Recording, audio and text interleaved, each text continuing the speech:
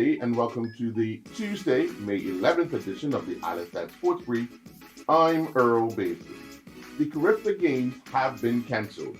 During the government's COVID-19 press conference last week, Thursday, the Premier responded to a question from Islandstats.com regarding Caribbean and the restrictions the government has put on unvaccinated persons. Caribbean is not a government of Bermuda event. Of course, it is something that is supported by the government of Bermuda. But what I can say is that from a perspective of where we are as a country and recognizing the challenges of which we would have, we would not be in the position, and the government has taken the position, that we cannot excuse persons and create exceptions for the mandatory 14-day quarantine for non-immunized persons, whether they be Caribbean athletes or other persons. So from that perspective, that may put the games in jeopardy. There's still discussions and going on with that. I think the best place to check in with Caribbean. But from the government of Bermuda's perspective, and the way in which we've laid out and the protections which are necessary. The last thing we would want is for someone who may be coming from a country, may have a new variant, may have given an exemption, may test negative, convert to positive, and start an outbreak. And that's just not a risk that we can take. So it's disappointing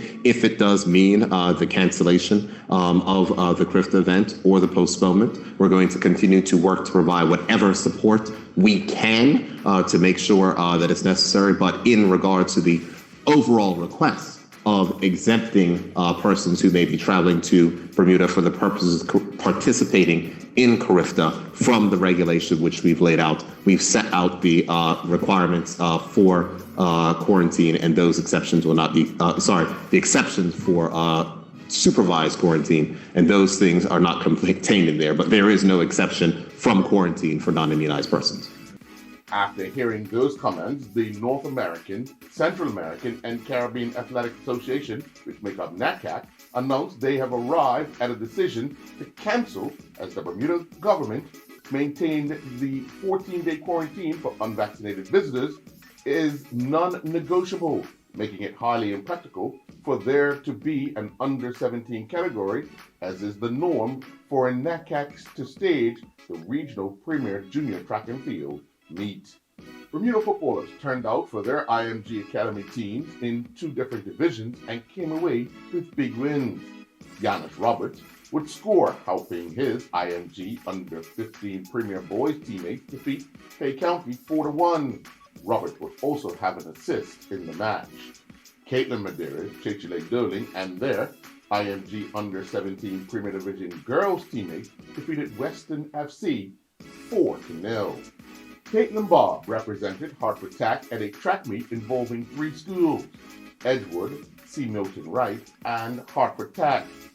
Stopping the clock in a time of 25.7 during the women's varsity 200 meters saw Bob win running away from the field.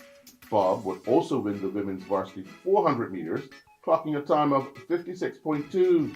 Bob was a member of the Hartford TAC winning women's varsity 4x200 meter relay team that clocked a winning time of 158.8. The Central American and Caribbean Swimming Confederation, that is CCCAN, has announced Puerto Rico as the new host for the 2021 staging of the prestigious event. The event was slated to be hosted by Panama, but that country declared last year that due to their COVID-19 situation, they will be unable to host the event. The new venue is the San Juan Aquatic Complex, and the meet will be held June 23rd through the 27th. The San Juan Aquatic Complex features a 50-meter pool and a separate dive as well. However, it is unknown if Bermuda will be able to field a full team in all divisions, as under the current government restrictions, persons under a certain age are ineligible to be vaccinated and therefore would need to quarantine at their parents' expense for 2 weeks after having represented the country. Today, we bring you the Bermuda Professional Golf Association's Order of Merit Leaderboard. Dwayne Pearman is the early leader in the division with 57 points, while Scott Roy is in second with 38 points, and Brian Morris is in third with 36 points.